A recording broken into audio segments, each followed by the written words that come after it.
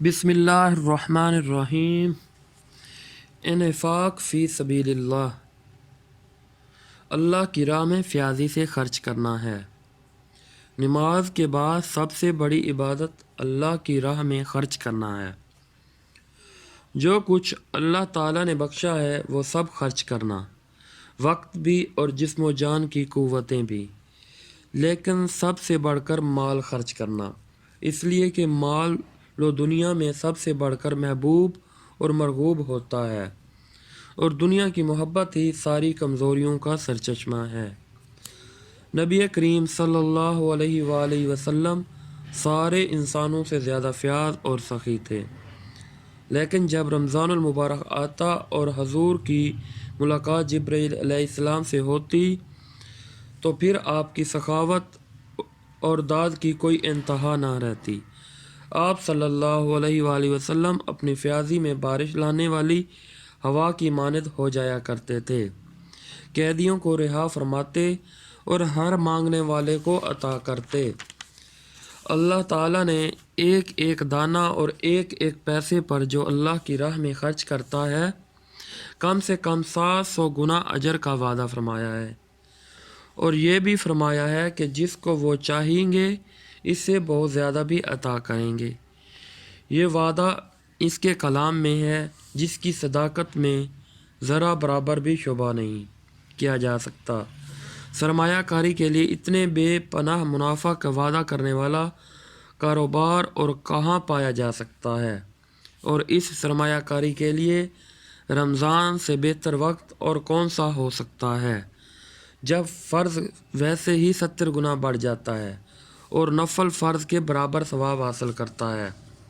انفاق فی سبیل اللہ کی لازمی صفت ہے، تقوی کی بنیادی شرط ہے اور تقوی پیدا کرنے کے لیے ناگزیر ہے۔ رمضان میں انفاق روزہ کے ساتھ مل کر حصول تقوی کے لیے آپ کی کوشش کو کئی گنا زیادہ کارگر اور بارآور بنا دے گا۔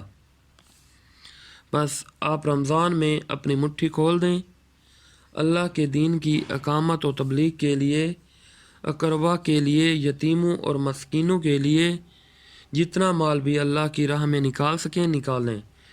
بھوک اور پیاس برداشت کرتے ہیں تو کچھ تنگی اور سختی جیب کے معاملے میں بھی برداشت کیجیے، لیکن جو کچھ کیجیے صرف اللہ کے لیے دیجیے۔ کسی سے بدلہ اور شکریہ کی خواہش آپ کے دل میں نہ ہو۔ ہم تم سے نہ بدلہ چاہتے ہیں نہ شکریہ۔ اس سے کیا فائدہ کہ آپ مال نکالیں، سرمایہ کاری کریں اور اپنے ہی ہاتھوں سرمایہ اور نفع دونوں ضائع کر دیں۔ زکوٰۃ بھی پورا حساب کر کے اسی ماہ میں نکالیے، اس طرح باقاعدگی بھی آ جائے گی اور ثواب بھی آپ کو 70 گنا ملے گا۔ انسان کی مدد اور خدمت۔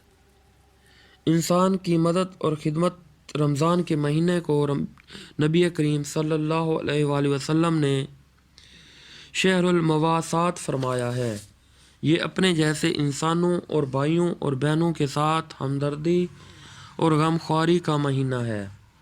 خاص طور پر یہ معاش و رزق کے دائرہ میں ایک دوسرے کی تنگیوں اور محرومیوں اور پریشانیوں دکھوں میں شرکت اور مدد و خدمت کا مہینہ ہے۔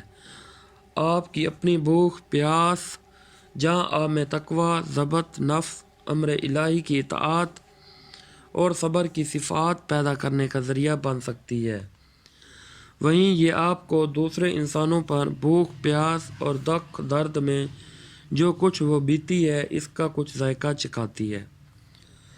ذاتی تجربہ اور احساس سے آپ کے اندر ہمدردی اور محبت کا بڑا مضبوط اور جاندار جذبہ پیدا ہو سکتا ہے۔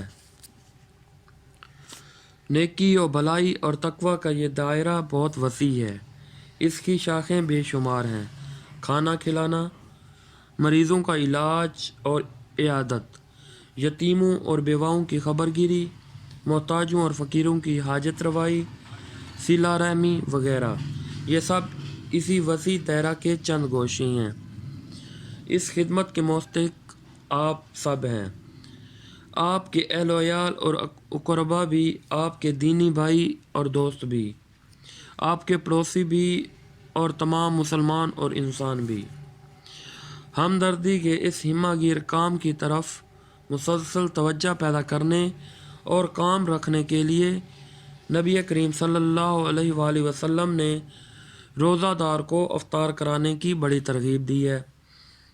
فرمایا جو شخص اس مہینہ میں کسی روزے دار کو افطار کرائے تو اس کے لیے گناہوں سے مغفرت اور دوزخ کی آگ سے رہائی ہے۔ اس کو اتنا ہی ثواب ملے گا جتنا روزے دار کو، اور اس سے روزے دار کے ثواب میں کوئی کمی نہیں آئے گی۔ صحابہ نے کہا اے اللہ کے رسول صلی اللہ علیہ وآلہ وسلم، ہم میں سب کے پاس تو اتنا سامان نہیں ہوتا کہ روزے دار کو افطار کرائیں۔ فرمایا اللہ تعالیٰ یہ ثواب اس کو بھی عطا کرتا ہے جو ایک گھونٹ دودھ، ایک کھجور یا پانی کے ایک گھونٹ سے کسی روزے دار کو افطار کرائے۔ پھر فرمایا جو کسی روزے دار کو پیٹ بھر کر کھانا کھلائے تو اللہ تعالیٰ اس کو میرے حوض سے ایسا سیراب کرے کہ پھر اسے کبھی پیاس نہ لگے گی یہاں تک کہ وہ جنت میں داخل ہو جائے۔ اس لیے اس مہینہ میں خاص اہتمام کیجیے کہ آپ اپنے بھائی بہنوں کے کام آئیں، بھوکھوں کو کھانا کھلائیں، ضرورت مندوں کی ضرورت پوری کریں، سائل اور محروم کو اپنے مال میں سے ان کا حق دیں۔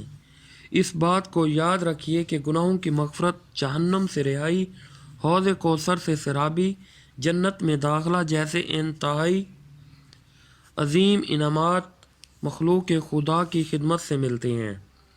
ان کو اعزاز رسانی سے نماز، روزے اور صدقات کے بڑے بڑے ڈھیر ضائع ہو جاتے ہیں۔ خدمت چھوٹی ہو یا بڑی، اس سے کوئی فرق نہیں پڑتا، جو آپ کے پاس ہو اور دے سکتے ہو وہ دو، جو آپ کر سکتے ہو وہ کر دیں۔ کسی چھوٹی سی چھوٹی چیز کو حقیر اور کم نہ جانیے۔ ایک وقت کا کھانا ہی ہو، ایک گلاس پانی ہی ہو، ایک روپیہ ہی ہو، ایک اچھی بات ہی ہو، ایک سفارش ہی ہو، ایک پیاسے کتے کی پیاس بجھانا ہی ہو، یہ سب کام آپ کو جنت میں پہنچا سکتے ہیں۔ دعوت الی القرآن، قرآن اور خیر کی طرف بلانا ہے۔ آپ یہ بآسانی سمجھ سکتے ہیں کہ کسی انسان کی سب سے بڑی خدمت اور اس کے ساتھ سب سے بڑی ہمدردی اس کے علاوہ کچھ نہیں ہو سکتی کہ آپ اسے اللہ تعالیٰ کے غضب اور اس کی آگ سے بچا کر اس کی رضا اور اس کی جنت سے ہمکنار کر دیں۔ دنیا کی بھوک پیاس دنیا کی زندگی کے ساتھ ختم ہو جائے گی۔ یہاں کا ہر دکھ درد گزر جائے گا، مگر آخرت کی بھوک پیاس کبھی ختم نہ ہوگی۔ وہاں کے دکھ درد سے کبھی نجات نہ ملے گی۔ وہاں کا کانٹوں کا کھانا اور لہو پیپ اور کھولتے ہوئے پانی کے گھونٹ ہمیشہ کا مقدر بن جائیں گے۔ اس لیے جس خدمت سے کسی کے لیے وہاں کی بھوک پیاس بجھنے کا سامان ہو، اسے وہاں کے دیکھ درد سے نجات مل جائے، وہی خدمت اس کی سب سے بڑی خدمت ہے۔ روزہ دار کو افطار کرانے سے اس کے روزے کا پورا ثواب آپ کو ملے گا، مگر اسی طرح کسی کی نیکی اور بھلائی کی راہ پر لگا دینے سے تو اس کی نیکیوں اور بھلائیوں کا سارا ثواب آپ کو ملے گا۔ آپ سوچیں تو یہ کبھی نہ ختم ہونے والا سلسلہ ہے ثواب کا۔ قرآن کی وجہ سے ہی رمضان کی عزت و شرف حاصل ہوا ہے، پھر نزول کے مہینہ سے زیادہ موزوں وقت اس کام کے لیے کیا ہو سکتا ہے کہ آپ لوگوں تک قرآن مجید کا پیغام پہنچائیں، ان کو قرآن کی تعلیمات سے آگاہ کریں، ان کو قرآن کے مشن کی طرف بلائیں، ان کو قرآن کی امانت کا حق ادا کرنے کے لیے کھڑا کریں۔ رمضان المبارک میں آپ کے اپنے معمولات ہوتے ہیں، آپ کی توجہ اپنے تلاوت قرآن، نفل نماز اور اپنے لیے زیادہ سے زیادہ نیکیاں سمیٹ لینے کی طرف ہوتی ہے، لیکن ایسا نہ ہو کہ اس کی وجہ سے یہ سب سے بڑی نیکیاں سمیٹ لینے کا کبھی ختم نہ ہونے والا راستہ آپ کی نگاہوں سے اوجھل ہو جائے۔ دعوت اللہ اور دعوت القرآن کا کام صرف سب سے بڑی نیکی اور نیکیوں کے لیے سب سے زیادہ منافع بخش سرمایہ کاری ہی نہیں بلکہ آپ کے تزکیہ و تربیت کا سب سے مؤثر ذریعہ بھی ہے۔ رمضان المبارک میں عام مسلمان کے قلوب اللہ کی طرف اور نیکی اور بھلائی کی طرف جھکے ہوتے ہیں، اس لیے اس بات کا زیادہ امکان ہوتا ہے کہ وہ آپ کی بات توجہ سے سنیں، یہ بات ان کے دلوں میں اتر جائے، وہ اس کو قبول کر لیں اور اپنی زندگیاں اس مقصد کے لیے لگائیں یا اس کے لیے کچھ کرنے پر آمادہ ہو جائیں جس کے لیے اللہ تعالیٰ نے اپنے رسول بھیجے اور قرآن پاک نازل فرمایا۔ اس کام کے دو طریقے ہو سکتے ہیں، ایک یہ کہ آپ رمضان میں نیک کاموں کا جو معمول بنائیں، اس میں اللہ کی طرف بلانے، نیک بات کرانے، اللہ کے دین کے لیے سرگرم کرنے کا کام بھی شامل کر لیجئے۔